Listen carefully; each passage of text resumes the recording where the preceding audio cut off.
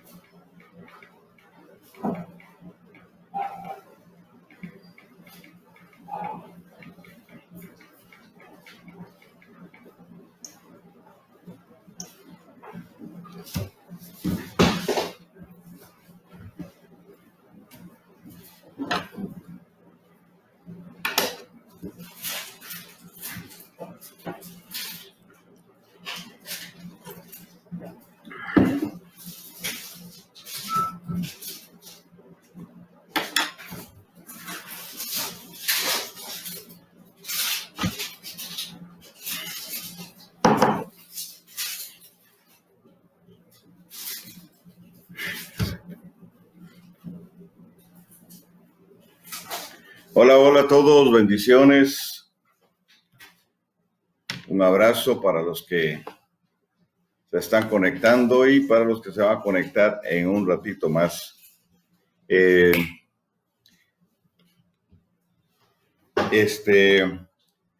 Damos gracias al Eterno porque nos permite hoy compartir, estar juntos y bueno, poder manejar el tema de la pandemia, o más bien la supuesta pandemia, que no existe tal cosa como una pandemia, pero en fin, damos gracias al Eterno que estamos vivos, con fuerza y esperando que Él nos revele qué nos toca hacer a nosotros en este tiempo, bajo estas circunstancias.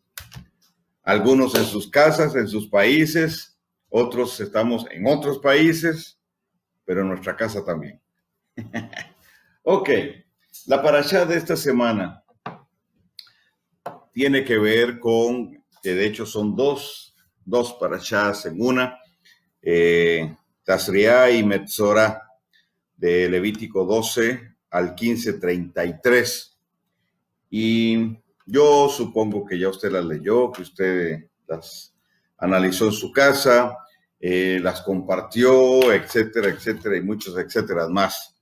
Entonces, dando por sentado que usted ya la analizó, yo le voy a mencionar un par de cosas de la parashá y, como siempre hago, pues voy a irme a la proyección profética, o lo que yo tal vez sí, la aplicación en relación a la proyección profética. Bien.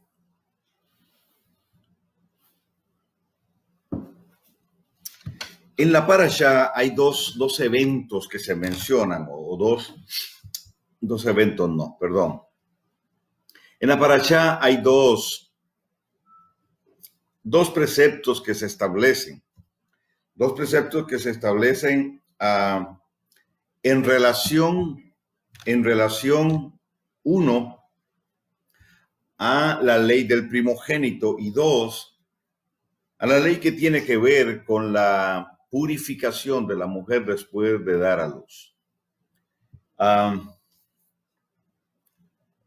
Y vamos a hacer una relación, obviamente, con Yeshua, con su nacimiento y el proceso de Miriam, sin entrar mucho en el detalle de lo que esto pues representa y simboliza, porque tal vez, aunque es un tema hermoso de profundizar, pero no es ahí donde yo quiero llegar. Porque hoy estamos bajo la gran pregunta, no sé si usted la tiene, yo sí la tengo. ¿Para dónde vamos? ¿Hacia dónde vamos? Lo que estamos viviendo, pues, es un tema ya podríamos decir, es un tema muy apocalíptico, ¿verdad? No solo por las características del virus sino también pues por todo lo que se genera a partir de él, y de esto pues he hablado, no bastante, pero sí he mencionado esto en otros momentos, en otras ocasiones. Pero hay todo un contexto, y conversando con unos hijos espirituales, yo le decía a ellos que las noticias hoy tenemos que verlas con el libro de Apocalipsis en la mano, porque es impresionante pues lo que estamos viviendo. Aun cuando yo no creo pues que muchos no lo comparto, lo respeto, pero no creo que el tema del coronavirus esté como tal en la Biblia. Muchos pues la han leído, han mencionado diferentes pasajes y bueno, para ellos el coronavirus está en ciertas porciones de la Escritura, pero yo no lo comparto.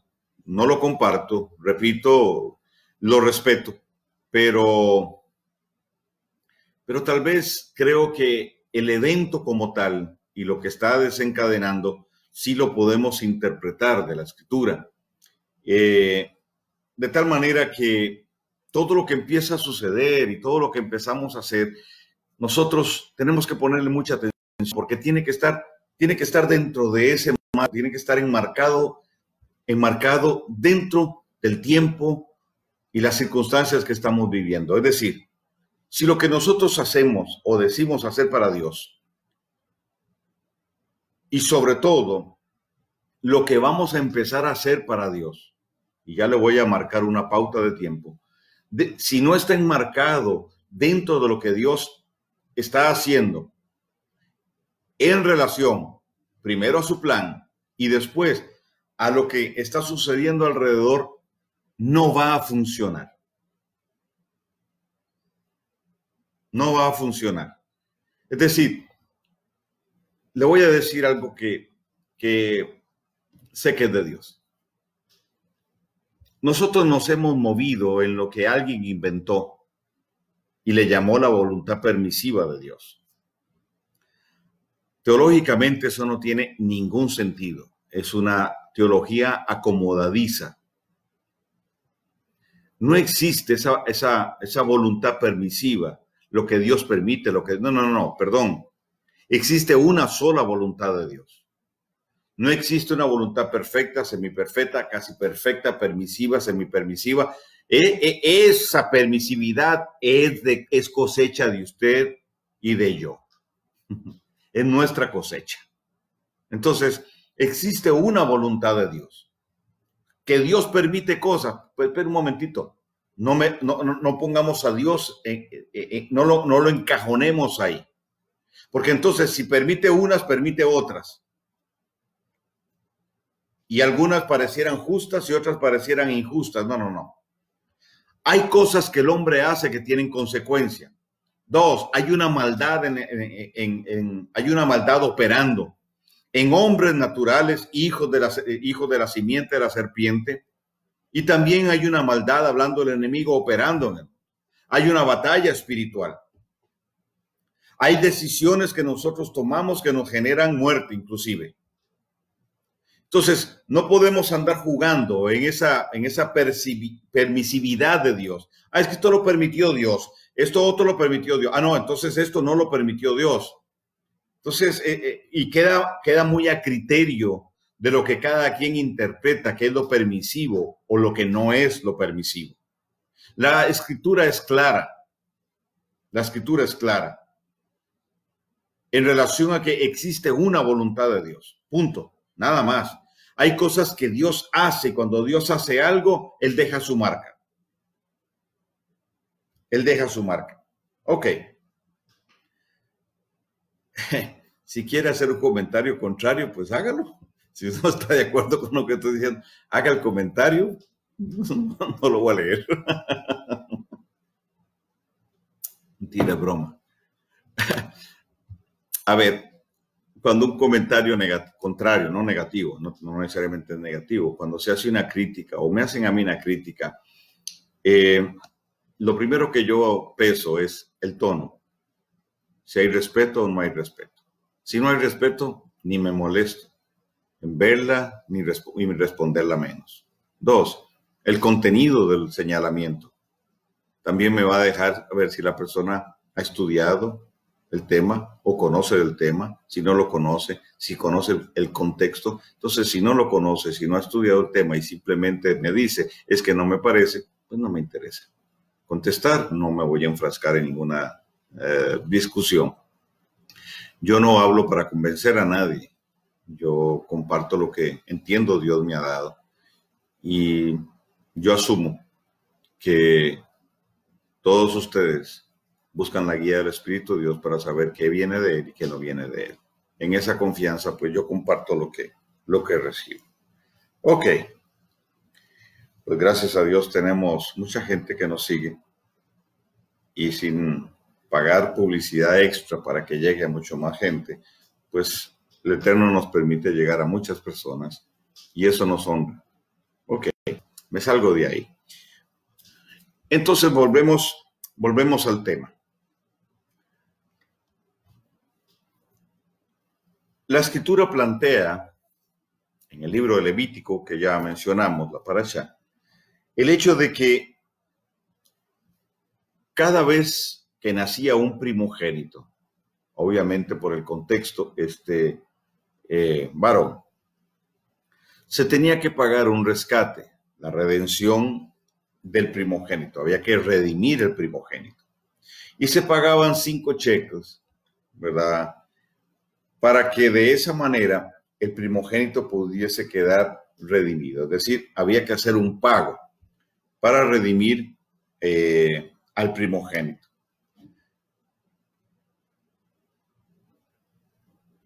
Y la otra mención que quiero hacer es que cuando una mujer daba a luz y daba a luz un hombre, tenía que esperar 40 días para luego al día 41 ir al templo y establecer la ofrenda para redimir, para restaurarse, o sea, para concretar el proceso de purificación. ¿Okay? Era una cuarentena literal en este caso, 40 días. La redención del primogénito, una vez que nacía, a los 8 años el primogénito era circuncidado. Y luego entonces, 30 días después, el primogénito se pagaba la cuota de redención del primogénito. Cuando nosotros vamos a Yeshua, antes de ir a Yeshua, la cuota, la ofrenda requerida para la redención de la mujer tenía que ver con dos palomas, 2 pichones y un cordero. Cuando la familia no tenía el dinero, es decir, no tenía los recursos para llevar un cordero, pues entonces llevaba los 2 pichones. Cuando nosotros vamos a Yeshua y el contexto de su nacimiento, José y María, según el relato bíblico, no tenían el dinero, no tenían los recursos para llevar un cordero. Entonces se presentaron al día 41 con 2 pichones de paloma, ¿verdad? Y si usted lee la historia, usted lee la pauta bíblica, usted va a encontrar cómo era todo este proceso. Yo no voy a entrar en el detalle. Más, José y María, José y Miriam, cumpliendo lo que la Torá establecía, entonces llevaron 2 pichones, pero no llevaron cordero, mas sí llevaban cordero. Esto para mí es hermoso, porque yo pienso en José y María, en José y Miriam, yendo al templo 41 días, el día 41 después de que ella dio a luz, y llevan la ofrenda requerida, más con ellos va aquel que es el cordero inmolado de Dios. Es decir, no llevaban cordero, pero sí llevaron el Cordero. El Cordero que iba a redimir no solo a todas las mujeres, sino a toda la humanidad. Aquel Cordero hecho carne, Yeshua el Mesías.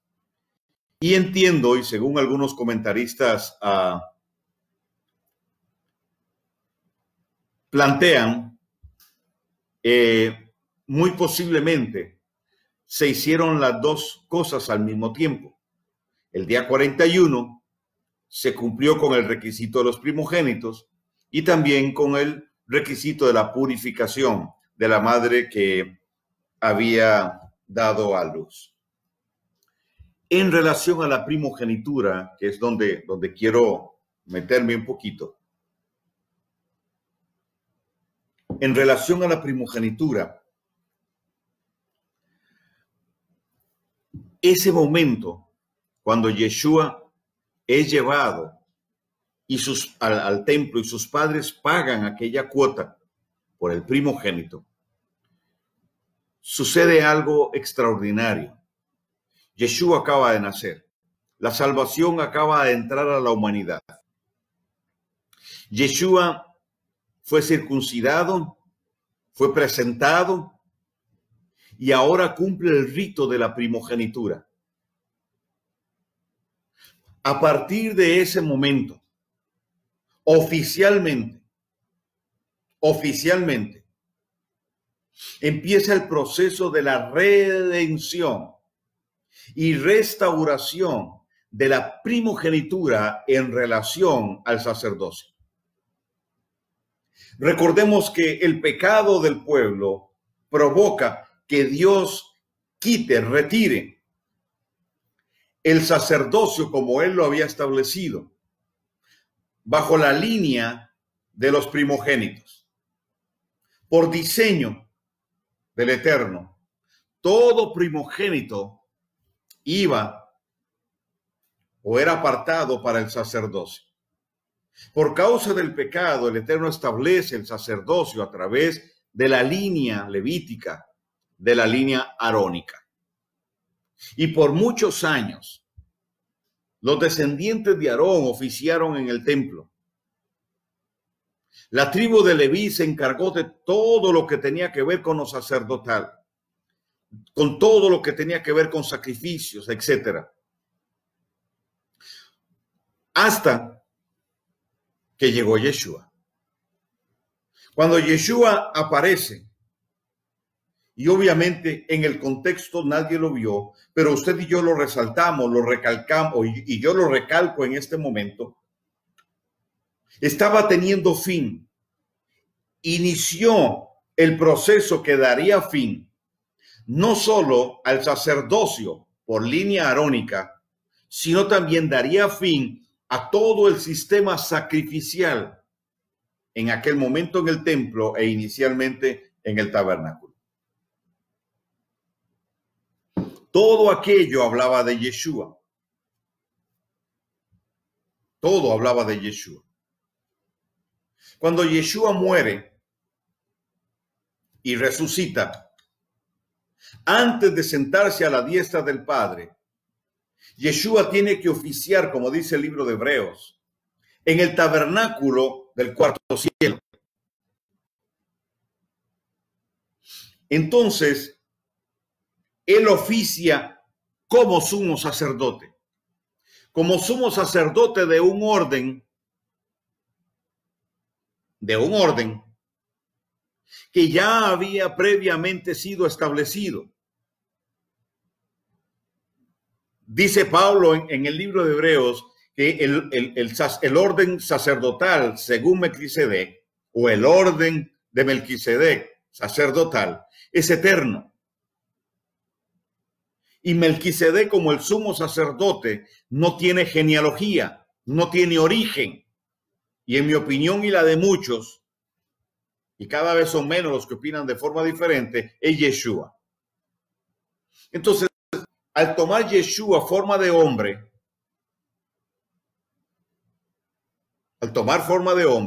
como dice Pablo en Filipenses 3:15, se despoja de todo. Y parte de lo que Yeshua se despoja es de esa condición de sumo sacerdote según el orden de Melquisedec. Recuerde que Satanás se revela contra Dios, pero lo que él busca es ocupar el lugar que Yeshua tenía. Por eso en el monte, cuando lo sube al monte, en la tentación de Mateo 4, él le ofrece los reinos de la tierra si postrado lo adora. Satanás entiende que está frente a uno que es sacerdote. Satanás sabe con quién está. Entonces, Yeshua, en su calidad de sumo sacerdote, renuncia a aquello, toma forma de hombre, muere, mas al resucitar, lo vemos retomando su vestidura y oficiando en el tabernáculo como fue establecido para Yom Kippur,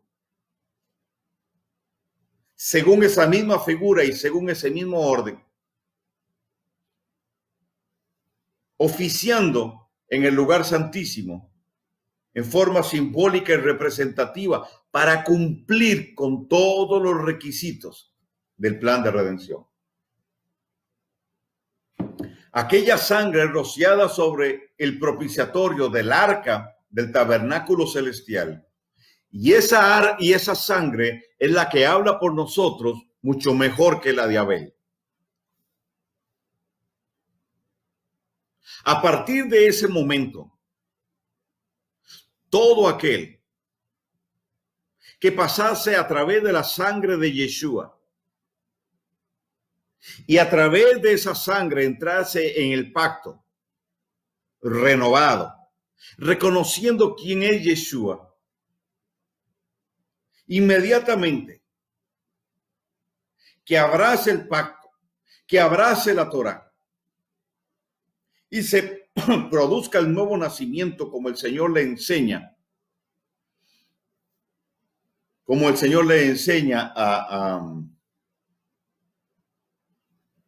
a Nicodemo, nacer del agua y del espíritu a través de la Torá.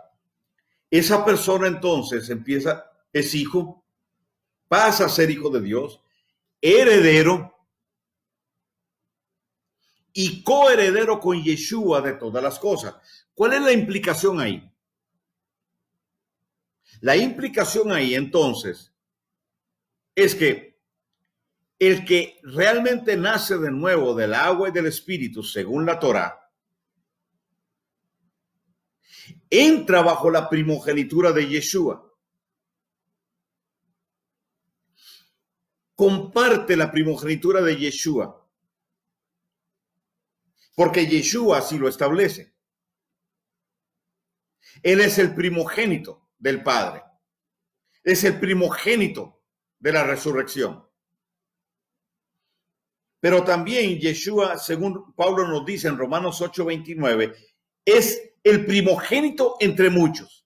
Entonces la muerte de Yeshua nos hace primogénitos, pero también la muerte de Yeshua nos hace un reino de sacerdotes. Primera de Pedro 2:9. Mas vosotros sois linaje escogido, real sacerdocio, nación santa. Somos un sacerdocio real, lo corrobora, lo confirma en Apocalipsis y fue anticipado en Éxodo 19:6. Somos un reino de sacerdotes que tenemos la facultad dada por Dios, que tenemos la potestad al ser hijos, compartir con Yeshua la primogenitura. Entonces, como primogénitos, accesamos al sacerdocio. ¿Por qué? Porque Yeshua cambia el sacerdocio. Pablo en Hebreos dice que mudado el sacerdocio, es decir, al ser establecido el sacerdocio, cambió la ley del sacerdocio. Fuimos entonces hechos sacerdotes según el orden de Melquisedec, por causa de que Yeshua no solo cambió el sacerdocio, sino que restauró la primogenitura. Entonces hoy, Yeshua, como primogénito, es el sumo sacerdote del orden de Melquisedec. Y nosotros somos sacerdotes del Dios Altísimo, por cuanto al nacer de nuevo fuimos hechos, sacerdotes de ese orden. Al compartir con Yeshua la primogenitura.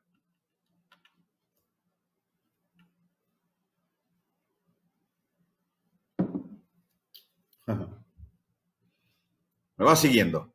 Ok, no se pierda. No se levante a tomar café. Lo que sigue ahora es para mí algo extraordinario también. Sí, obviamente no porque lo diga yo, sino porque está natural. Cuando un primogénito se le entregaba, se le reconocía la primogenitura y era el tiempo de ejercerla, entonces el padre le iba a otorgar, le iba a habilitar para operar en 4 poderes, cuyo símbolo era un talit.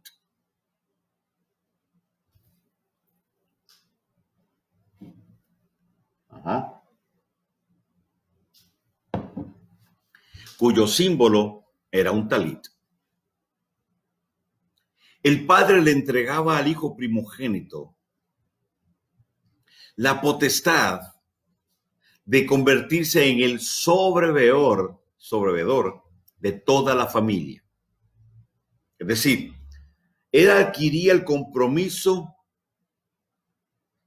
y y la autoridad para cuidar de la familia.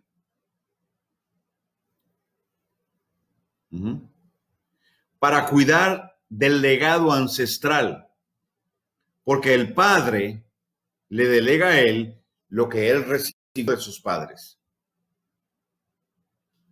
¿Recuerdan la declaración de Nabot? Cuando Acab, el rey del reino del norte, le viene a ofrecer comprarle la viña. Nabot le dice: me libre el Eterno de vender, de ceder.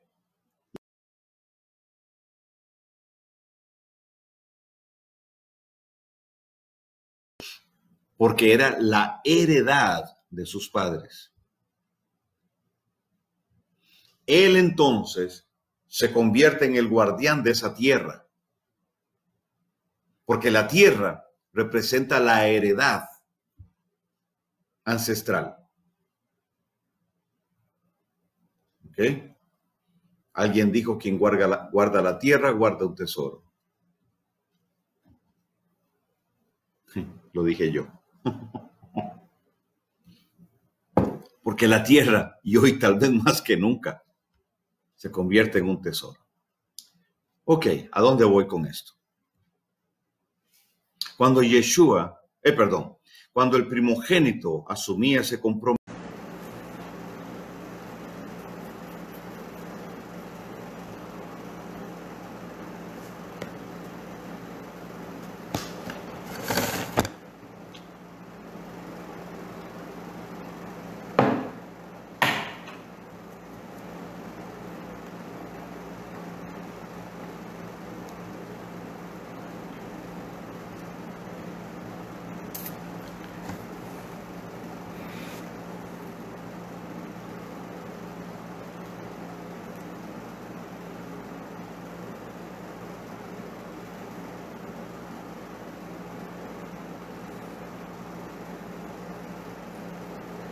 ok, estamos de vuelta. Gracias por la paciencia y el Señor interferencia. Bien, vamos a dar unos segundos para que termine de conectarse los que estaban conectados.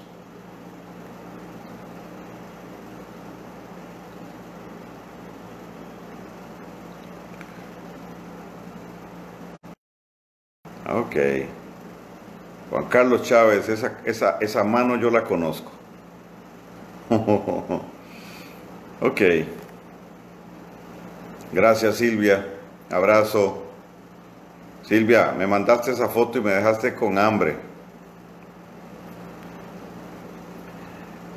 Ok.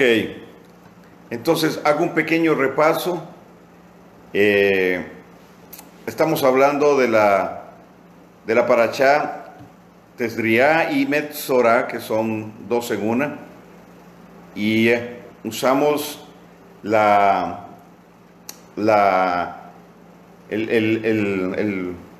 mandamiento en Levítico sobre la redención del primogénito y la restauración, o el rito de purificación, o la ofrenda más bien, de purificación de la mujer después de que daba a luz un hijo varón. 40 días tenía que presentar una ofrenda y 5 shekel por la redención del primogénito.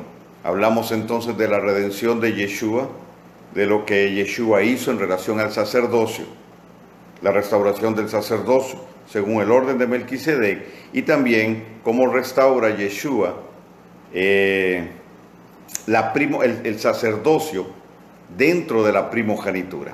Más o menos por ahí estábamos, y luego entonces empecé a hablar de cuando el primogénito asumía su rol. Al asumir su rol, el primogénito se le entregaba un talit como señal, pero ese talit hablaba de 4 responsabilidades que asumía y 4 poderes también a la vez. Y dijimos que el primero era que se convertía en un sobreveedor. Es decir, él tenía la responsabilidad de velar por toda la familia. ¿Ok? Y en ese sentido, se le otorgaba una autoridad para cuidar del legado ancestral. Es decir, lo que su padre había recibido como legado, él ahora se encargaba de cuidar de eso, cuidar de la familia. 2, también al primogénito se le entregaba la autoridad de representatividad. Es decir, se convertía en el representante de la familia y todo asunto ahora le competía a él. Todo asunto que tenía que ver con la familia pasaba a través del primogénito. 3, se le otorgaba el poder, la potestad, la autoridad de poder multiplicar los territorios, de multiplicar los bienes. Al asumir el primogénito la autoridad, con esa autoridad venía la capacitación, y aquí sobrenatural, para multiplicar lo que le había sido entregado. Esto para mí es hermoso y yo lo veo cumplido en la casa de Judá, lo que conocemos como judíos. La capacidad de multiplicarlo todo. Y por último, 4, se le entregaba la autoridad sobre los enemigos. Y eso a mí me impresiona mucho cuando yo veo la intención del enemigo de destruir Israel, de aniquilar a los judíos, a la casa de Judá. No han podido, sí ha hecho daño, pero no han podido destruir el enemigo como ha querido. Cuando yo veo la lluvia de misiles que en diferentes ocasiones han sido lanzadas sobre Israel, sobre Jerusalén, desde la Franja de Gaza y desde otros lugares, y cómo explotan en el aire, todo eso a mí me confirma esto de cómo Dios protege, cómo Dios guarda, según el pacto del primogénito, de la primogenitura. Porque Israel es el primogénito entre muchas naciones. Y aun cuando estamos hablando del país, pero hay toda una connotación profética en el tema. Entonces, estas 4 leyes o estos 4 principios que acompañan la primogenitura, cuyo símbolo es el talí, que dicho sea de paso, no tiene que ver nada con la unción. El talí no representa unción, representa el poder, sí, de representatividad de la familia, el poder para multiplicar los bienes y el poder para enfrentar y aniquilar a los enemigos. Es decir, ponga cuidado, los enemigos del Padre se convierten en los enemigos del Hijo primogénito. Los territorios del Padre son los territorios del Hijo, pero el Hijo los extiende, los expande. La autoridad de representatividad del Hijo ahora representa al Padre y representa a toda la familia.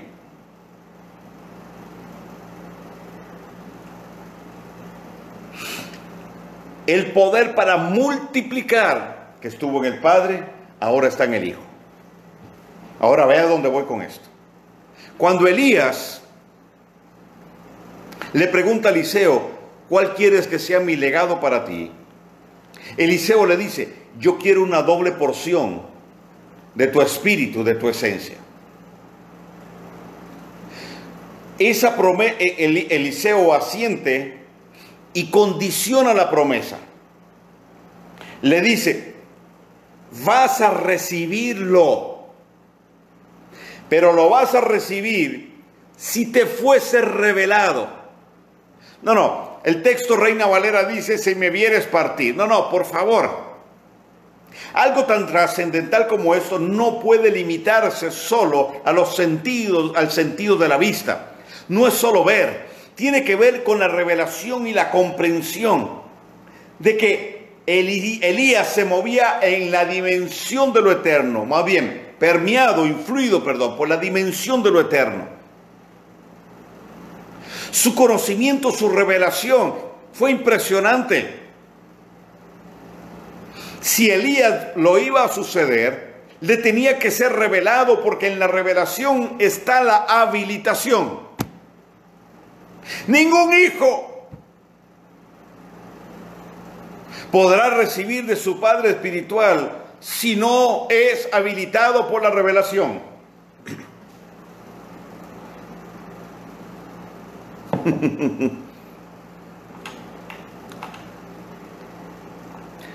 Ay, Graciela, Viviana, ahí estás. Che, un abrazo. Bueno, que lo diga Graciela. Ningún hijo podrá ser habilitado en la sucesión sino por la revelación. La revelación lo habilita. Cuando Elías, y resumo el tema, cuando Elías sube en el torbellino, Eliseo debajo del torbellino hace una proclama que pareciera sencilla, pero no lo es. Él dice, Padre mío, porque el tema es de paternidad. Dice, carro de Israel, define la función. Elías será el carro de Israel. Y su gente de a caballo, dice una traducción, pero realmente habla de todo el que lo seguía. Cuando él dice eso, Elías entiende que él está listo y deja caer su talit. Está dejando caer sobre él el peso de estas 4 promesas, del compromiso que abraza un hijo, en este caso espiritual. Lo voy a llamar así para hacer la diferencia, pero para mí no existe diferencia. Dios tiene una sola familia que es espiritual y se mueve en una dimensión natural, tiene una esencia espiritual, pero también tiene una esencia natural. Hay un mismo linaje, somos hijos de Abraham en Yeshua y a través de Yeshua. Pero bueno, hagamos sobre él la autoridad. Bien, se nos bajó el internet, se nos bajó la fuerza del internet y se pausó. Pero aquí estamos de nuevo.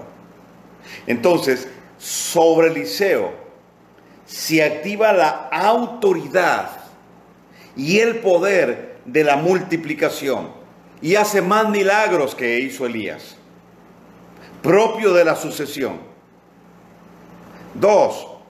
Los enemigos la autoridad que Elías tuvo sobre los enemigos, Eliseo también la tiene. La autoridad de expansión también está sobre Eliseo y abarca más de lo que Elías hizo. Y ni hablar del poder de la representatividad. Eliseo, representó a Elías. Era su talmid, era su alumno, era su hijo espiritual. Entonces muchos reconocían a Eliseo porque estuvo con Elías. El padre da la referencia para saber quién es el hijo. Ahora, ponga cuidado a esto. En Efesios 4, y esto es lo que los detractores de la visión de los 5 oficios ministeriales no entienden por ignorar el contexto. Porque cuando una persona es solo hijo de la teología, va a omitir una serie de detalles que son del contexto hebreo, porque la teología no enfatiza ese contexto, aunque le pasa por encima, pero muy rápido. Cuando Pablo en Efesios 4 está haciendo mención del Salmo 68, cuando dice, y subió a lo alto y llevó cautiva la cautividad. El Salmo 68, que es una profecía mesiánica de todo un proceso,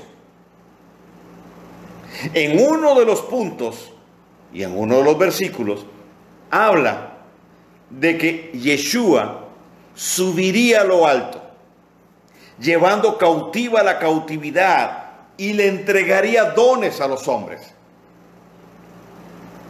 Le entregaría dones a los hombres. Y esto yo lo he dicho en varias ocasiones.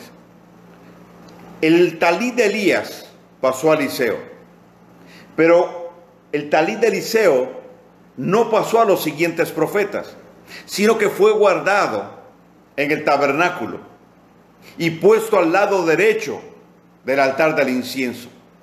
Y luego esto mismo se acostumbraba a hacer en el templo.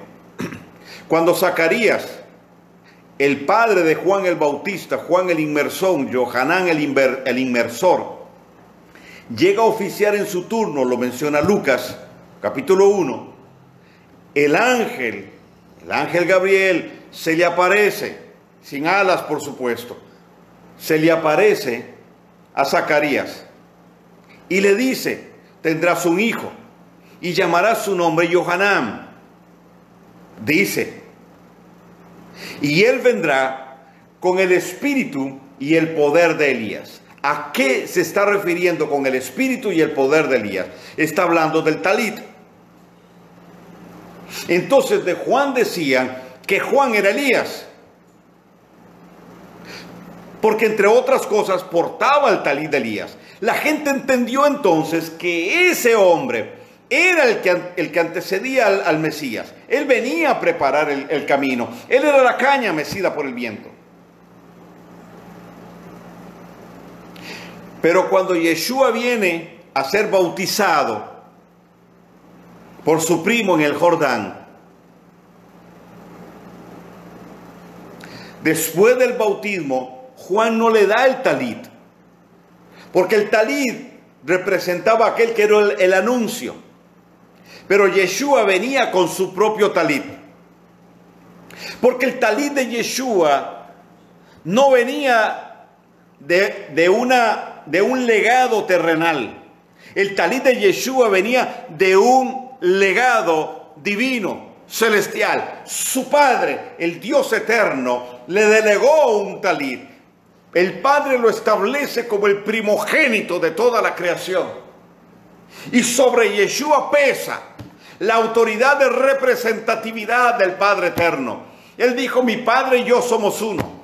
La autoridad para multiplicar. La autoridad para expandir los territorios. Hasta aquel momento todo se estaba dando en un palmo de terreno pequeño llamado Israel. Ahora se extendió a todo el planeta Tierra. ¿Se da cuenta cómo funciona? Y el Padre le dijo, te autorizo para ser el sobrevedor de toda mi familia, de todos aquellos que te reciban como lo que sos, el Señor. Entrarán a mi reino y tú vas a proveer para ellos. Por eso dice el apóstol Pablo que Yeshua es nuestra esperanza de gloria, que todo lo podemos en Yeshua que nos fortalece.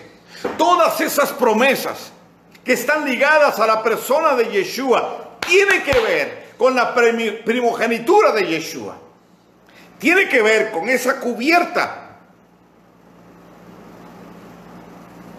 Entonces, cuando Yeshua asciende después de morir, Pablo dice, cita el Salmo 68 y dice, llevó cautiva la cautividad. ¿Qué implica eso?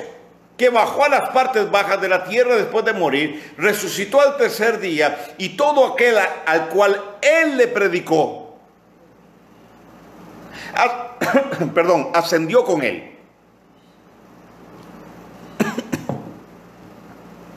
En Efesios Pablo lo dice y Pedro también lo dice en una de sus cartas. Él vació, le quitó el botín a la muerte y de paso la venció. Y se sentó a la diestra del Padre. ¿Me va siguiendo?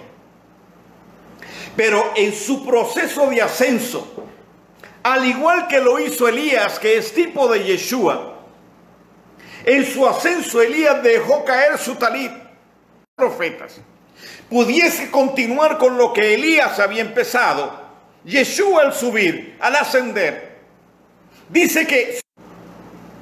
Estamos de vuelta. Sí, ya se activa para todos. Un momento.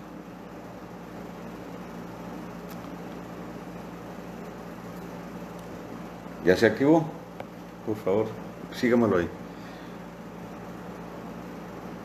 Para yo saber si ya reanudó.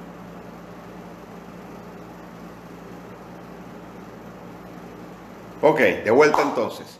Bien, Yeshua entonces, cuando asciende, dice el apóstol Pablo, que no solo lleva cautiva la cautividad, sino que le da dones a los hombres. Es decir, lo mismo en un sentido que hizo Yeshua, que hizo Elías. Cuando Eliseo proclamó lo que proclamó y le entregó el talit, de la misma manera, Yeshua al ir ascendiendo, nos entregó dones, nos entregó la capacidad y la capacitación, simbólicamente, a través de un talit. Es la misma figura. Nosotros portamos un talit.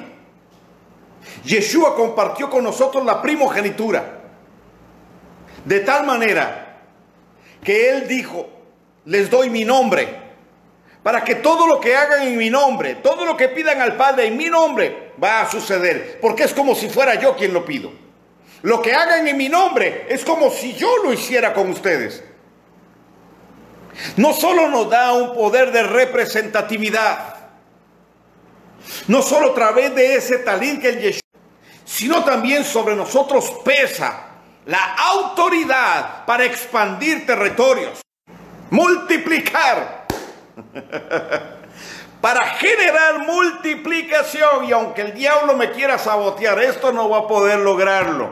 Hay una autoridad también que nos fue entregada sobre los demonios y los poderes de las tinieblas. ¿Me va siguiendo? Esos mismos 4 características, responsabilidades y autoridad están sobre nosotros. El poder para multiplicar, el poder para sobreveer a través de la multiplicación, el poder para representarlo, un poder de representatividad, un poder de expansión, un poder y una autoridad sobre los enemigos, en la misma calidad, en la misma condición que Yeshua lo establece.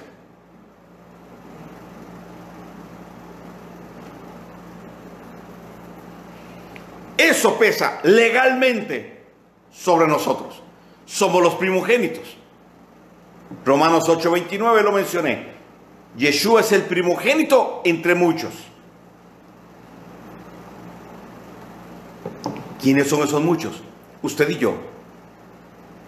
Un reino de sacerdotes establecidos para ejercer gobierno. No somos políticos. Este no es un tema de política en un sentido. ¿Me explico bien?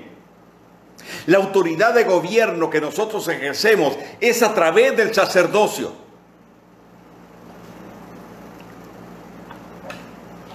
El gobierno que ejercemos es a través del sacerdocio. Ahora, se nos pide a nosotros un sacrificio. ¿Somos sacerdotes? Sí, claro. ¿Tenemos ese peso de autoridad talí de Yeshua? Sí. Pero todo eso descansa en una buena medida sobre el altar. Somos sacerdotes del Dios Altísimo, pero también somos el sacrificio.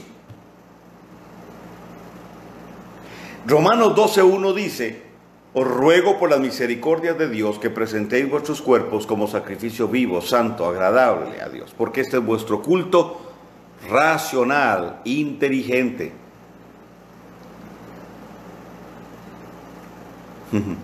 Sí, Andrés, tenés toda la razón.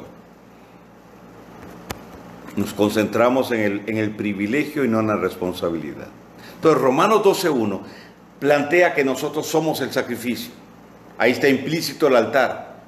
Ahí está implícito el sacerdocio, el sacerdote que oficia. Ahí está implícito el templo. Pero el verso siguiente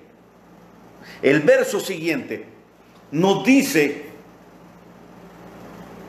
cuál es la razón secundaria del sacrificio, porque el que yo sea un sacrificio vivo hace que yo sea una ofrenda diaria levantada delante del Dios eterno y para Él. Pero también el sacrificio tiene otra connotación. El sacrificio también me va a guardar de lo que Pablo dice en el verso 2, ahí mismo en el capítulo 12.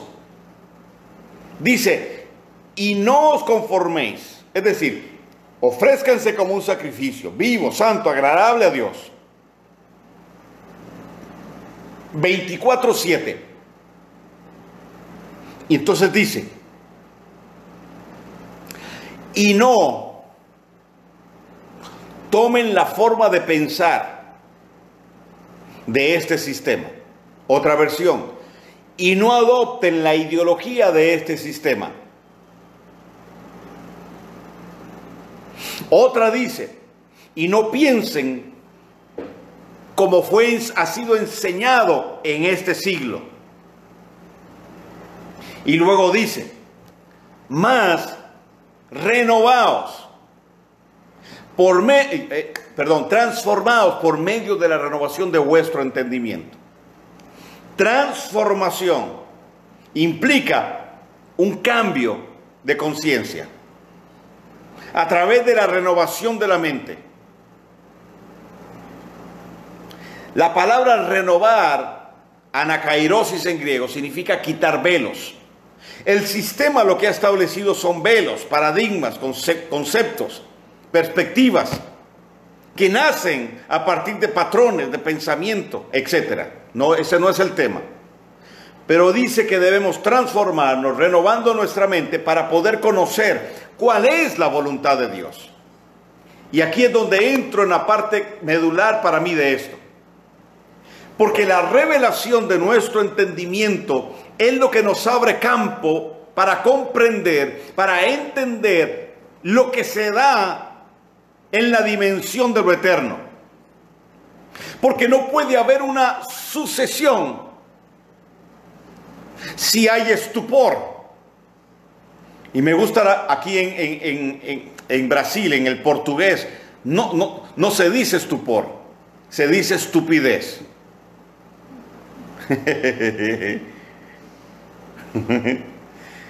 La Biblia habla del estupor, de la estupidez, es decir, del atrofio de los sentidos. Sígame, por favor.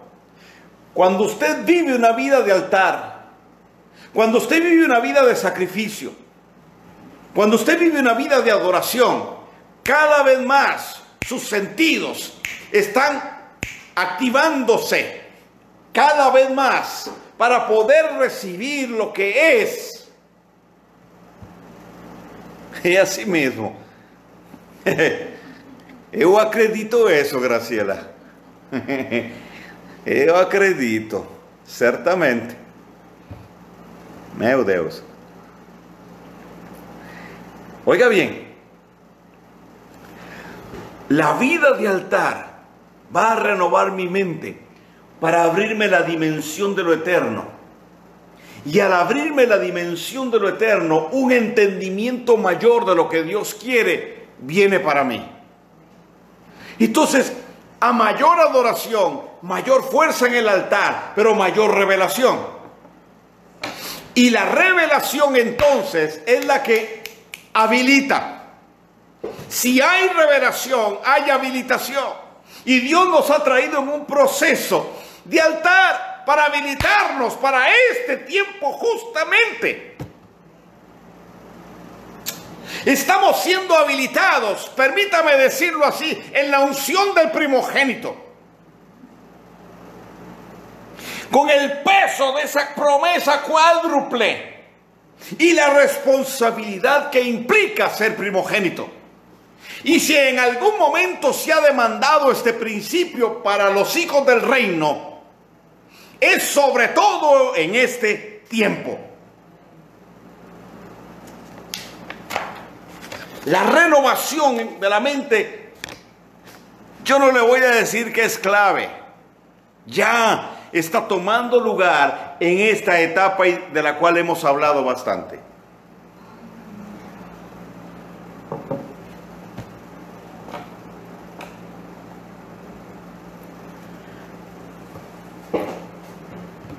Ahora vea,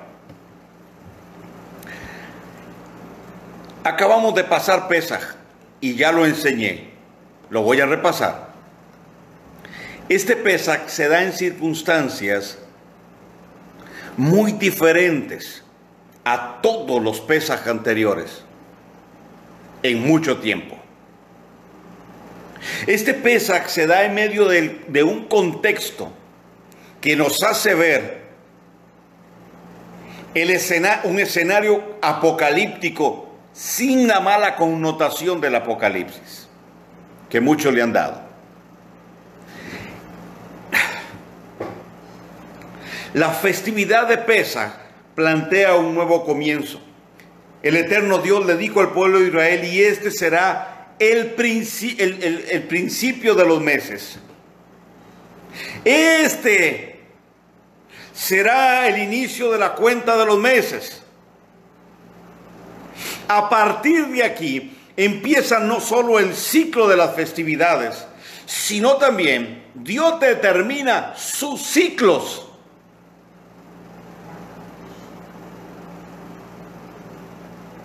Y este Shavuot, con una señal extraordinaria en el cielo, la luna en la constelación de Virgo, planteando un nuevo tiempo en medio de una crisis, en medio de un ambiente cargado de muerte, de un peso de muerte, por causa de lo que el coronavirus, la maldición generada en los laboratorios en Inglaterra y luego en Wuhan, movida por la mano de hombres como Bill Gates y otros más, que representan el nuevo orden mundial. En medio de ese escenario, el eterno Dios dice: óiganme a mí. Pesaj es un nuevo tiempo. Este Pesaj es un nuevo tiempo. Les doy una señal en el cielo en medio de estas circunstancias para que entiendan y se ubiquen en los tiempos. Y todo nuevo comienzo, todo nuevo ciclo que empieza, óigame bien esto, todo nuevo ciclo que empieza conlleva la preparación para dejar un paradigma y abrazar uno nuevo, para romper un esquema y entrar en uno nuevo, para renovar la visión, para renovar un compromiso, para ser afectados por una revelación que va a afirmar el corazón. Entonces iniciamos, después de este Pesaj, la cuenta del Omer.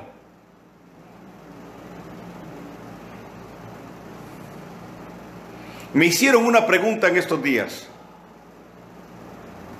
¿qué tenemos que hacer nosotros ante todo lo que está sucediendo? Mi respuesta fue esta: al igual que el pueblo de Israel, nada. Al igual que el pueblo de Israel allá en Egipto, nada. Porque el Eterno fue el que actuó. Él solo le dijo: obedezcan. Un cordero por familia. Marquen con la taf la puerta con la sangre del cordero. Luego obedecieron, salgan, y salieron frente al Mar Rojo. El enemigo detrás de ellos. Dios abrió el mar. No hicieron nada. Pero cuando llegaron al Sinaí, cuando llegaron a Shavuot, el eterno Dios les dijo: ok, muchachos, aquí vienen las instrucciones para saber qué es lo que tienen que hacer. Cuando el Eterno entrega la Torá en el Sinaí, en aquel Shavuot, ahí cambió todo. Ahí cambió el escenario. Ahí es donde entonces el Señor cambia el sacerdocio, ya no por el primogénito, sino por la línea arónica. Pero ya hoy estamos en Yeshua, eso fue revertido. Pero lo que quiero decir es que hay verdades que se reafirmarán en este Shavuot. Verdades que se van a reafirmar para que entonces Dios nos habilite para hacer. Por ahora estamos en la cuenta del Omer. Son 50 días, 49 hasta el día 50 que se celebra Shavuot. De Pesaj a Shavuot hay 50 días y 50 significa jubileo. Y si yo entiendo el contexto en que se dio este Pesaj, un contexto totalmente profético y un escenario, aunque tétrico allá afuera, pero muy apocalíptico, muy empujándonos casi al desenlace de lo que la Biblia habla de los últimos tiempos, entonces estos 50 días van a ser 50 días como un pequeño gran Yobel, como un pequeño gran jubileo, donde los presos van a ser sueltos, donde el shofar va a sonar como sonó en aquel día en el Sinaí, para proclamar la libertad, para proclamar el sello sobre los hijos de Dios, sobre un remanente que ha venido caminando, tratando de oír la voz de Dios. La Torá entonces descendió en aquel día, pero en este Shavuot una revelación de Dios va a tomar lugar para llevar al entendimiento a quien no lo ha tenido, aquellos que han cuestionado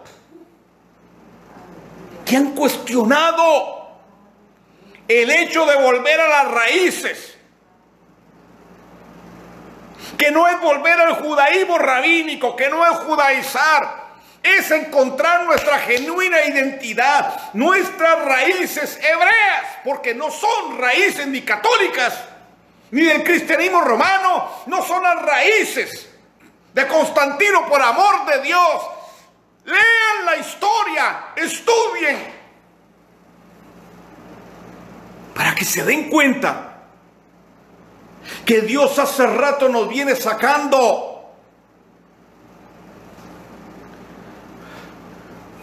Este Shavuot, Dios va a consolidar esa revelación.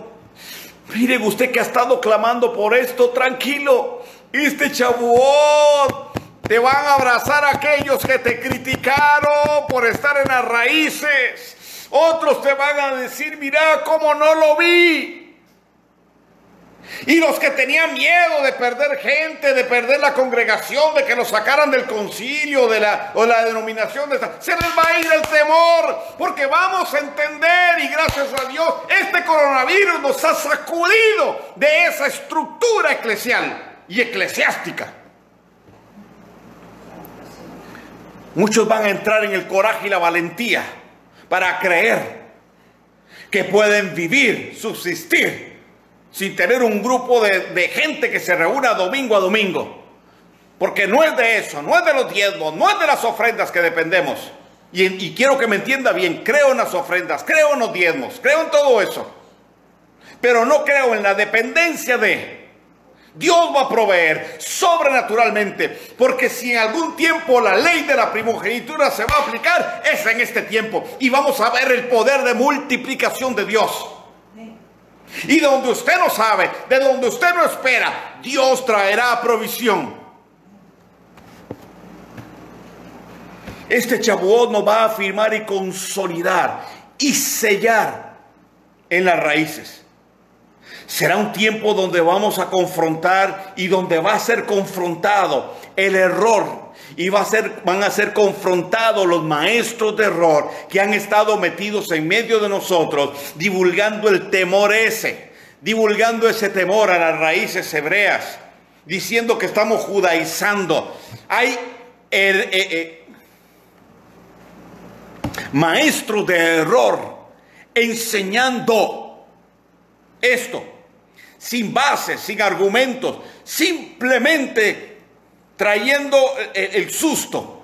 Cuidado con eso, pero no te dan argumentos, no te dan bases en la escritura. Cuando vos les preguntás, ¿entendés, conocés de las dos casas de Israel? Te dicen, no, el tema no lo sé. Bueno, entonces si no lo sabe, ¿cómo habla de judaizar? Usted no sabe. Si no sabe, no hable. Hay gente que quiere que le respeten, pero no estudia. Y como no estudia, entonces da su opinión.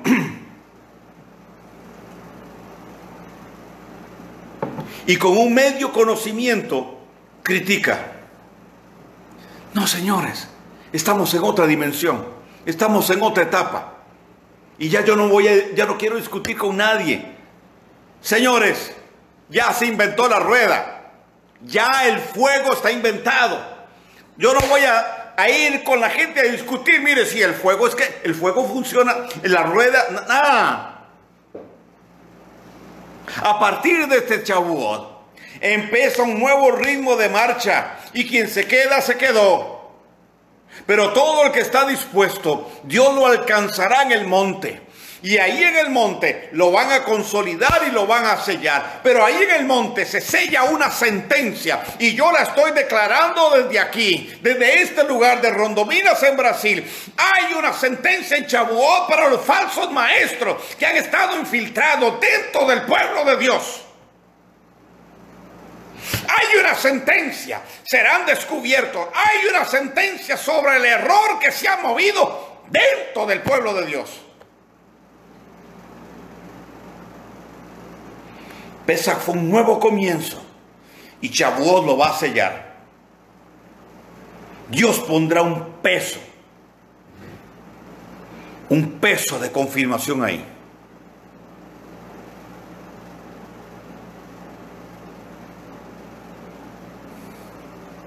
Me va siguiendo. Pero también Shavuot abrirá la dimensión para entrar en estrategias. Porque Dios nos va a revelar estrategias. Dios no nos va a dejar así. Estamos esperando. Estamos en tiempo de Pesach todavía. Estamos en espera. Dios está haciendo, Dios está trabajando. Hay una agitación enorme en el mundo. pero Dios está trabajando, el eterno Dios está haciendo, pero sobre todo nos está preparando a nosotros para esa etapa que viene. Entonces, viva la cuenta del Omer desde una perspectiva profética y anticipe con gozo, con alegría, que llegará tu jubileo. No para que te sientas bien, sino para que calces dentro del propósito de Dios. Shavuot pondrá un sello y vendrá la acción. Entonces sabremos qué nos toca hacer. Sabremos cómo dirigirnos. Sabremos cómo abrir la dimensión que activa la ley de la primogenitura, la unción de la primogenitura. Entenderemos que en estos 50 días se nos quedaron muchas cosas en el camino que no nos servían para esta nueva etapa. Entonces, por favor, no se devuelva a buscar nada, porque nada de lo que se ha quedado atrás te va a servir. Este es un nuevo tiempo, es un nuevo camino, son nuevos retos, pero hay una dimensión extraordinaria de Dios que se va a abrir.